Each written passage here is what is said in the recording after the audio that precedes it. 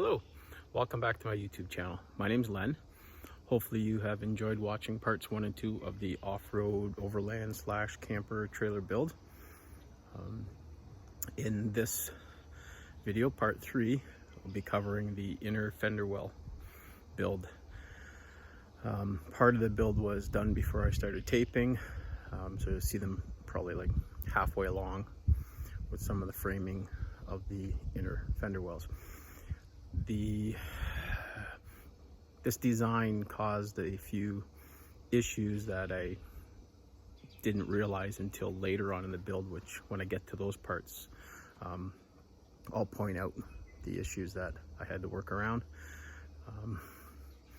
So that's about it. So hopefully enjoy part 3, and thanks for watching.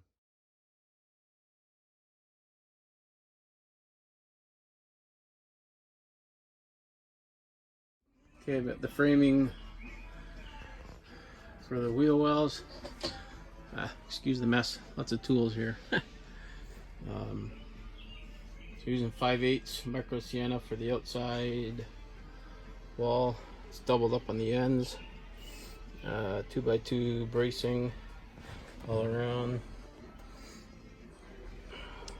So now it'll be 3 different pieces of 1/2 inch doubled up. I need it nice and strong for the top because there'll be a bit of a step there. Not exactly sure. Lots of screws. I'll be sanding and some body filler for all these holes. But inside the wheel well is also going to be it's either going to be 1/8 inch steel plate or 3/16. No, I forget. Something metal's going to go on the inside as a one piece, all welded together and then attached into the wheel well. It's not going to be wood.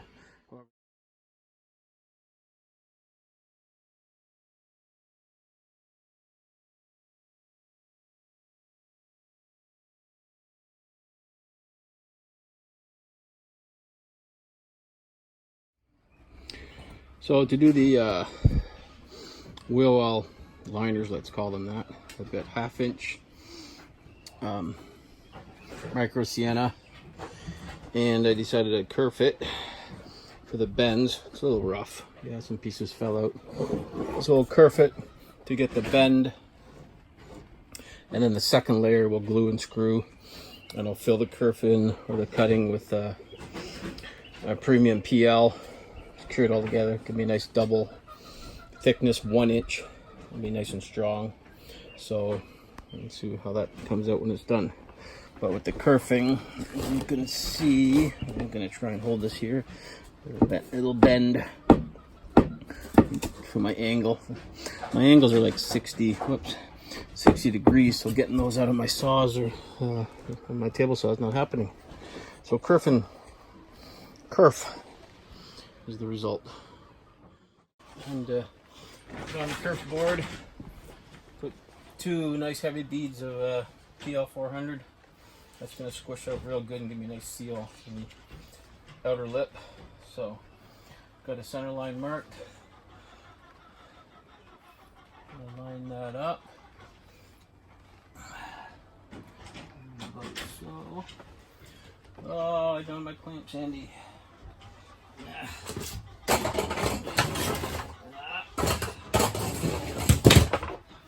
Okay, let's start with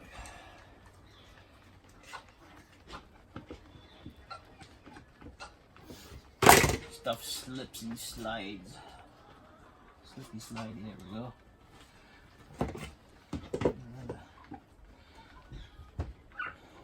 Clamp that on.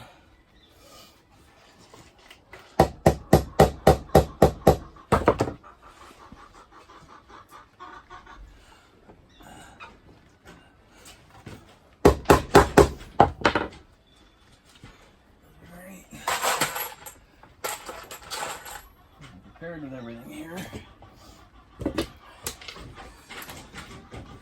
And sorry, you can hear Trudy the turkey in the background. She's trying to make her nesting spot for laying an egg.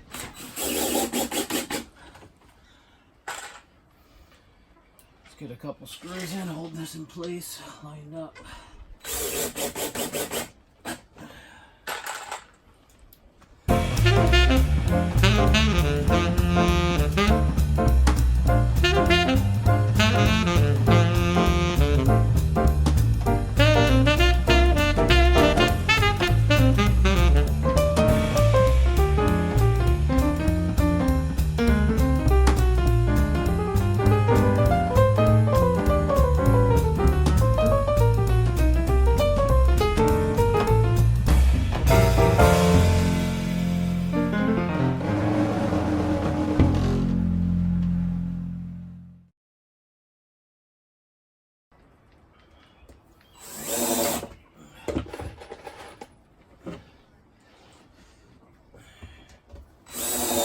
Okay, that is on. Now inside and outside, I've got a nice, let's stop this.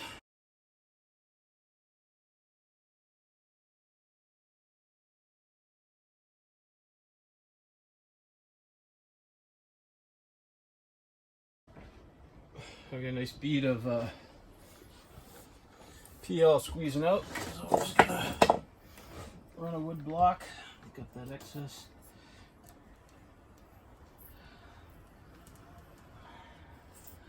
I'm going to run it on the inside. There's a lot squeezing out in here, but we'll just add some more. Again, it's going to help seal any little gaps I have, because things aren't fitting 100% perfect. But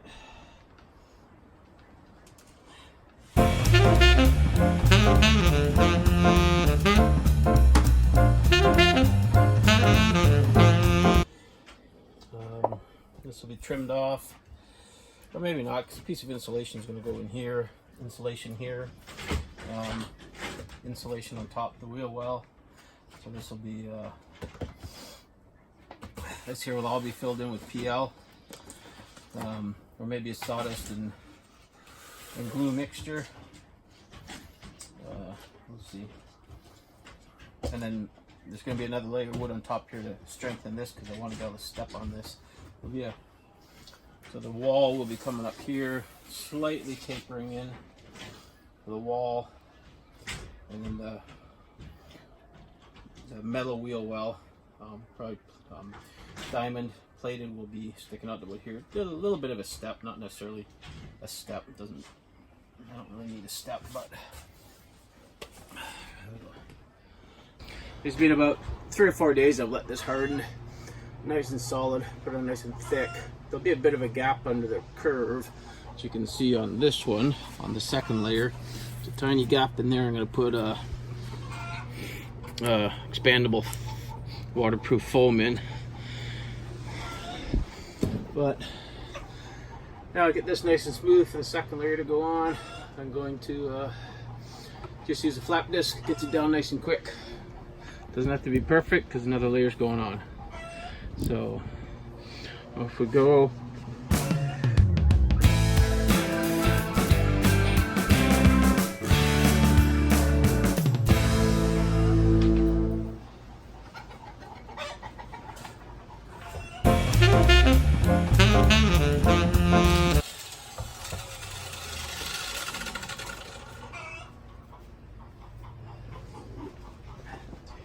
You get the idea. There we go, about 10 minutes later, fairly smooth. You can see how well the PL filled in and bonded the kerfing. That's super solid. What I'm trying to do is prevent any holes coming up from the inside, like the inside of the wheel well, which is going to be covered with steel or aluminum. I'm not sure yet. So now the second layer of wood will go on. Yeah, watch the mess. Lots of mess coming up. All that dust all over everything. So you can see on this side there's now 2 layers, because this is the inside of the box. The outside, the flare or the fender itself will probably go out to about here. With just a bit of a step, not really required. So but solid. I use a lot of screws, as you can tell. Has this sealed. These are 3/4 inch wood screws, just enough because I'm going through 1/2 inch and 1/2 inch. I don't want them sticking out on the other side. I use longer ones on the outside. This is going to be trimmed depending on where the wall goes exactly. So, and these cuts are made to fit. This piece is flat cuts. 45s here. It's about 45 or 48 degrees, as tight as possible, and a little bit more filler. And then never looks the prettiest when you're making it. It's whenever it's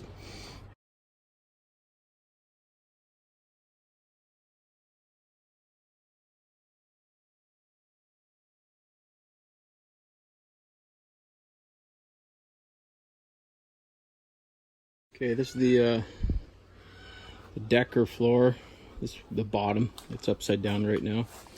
So got one side sanded. Oh, there's my rooster. Yeah, always interrupting. So I'm using 80 grit on a belt sander. Smooth this down and get the edge as square as possible. So when the floor goes on, and I'll be using lots of sealant and screwed into here, I want this to be as square as possible. So that's all being 80 grit belt sanded to get it pretty square. Same with inside the wheel well. Still a bit of work to do inside the wheel well. Inside the wheel well is going to be metal adhered to here, possibly lipped over. Not 100% sure yet. So you'll see what it's like on the other side before it's, so you can see spackled all the holes, sand it and read it. It's been done twice. So you can see here, a lot of this has to, this will be all belt sanded again and finished up. So, and then the bottom and inside the wheel wells and the walls. Once the walls are on, it's flipped back over, the walls are on. It'll be being sprayed with so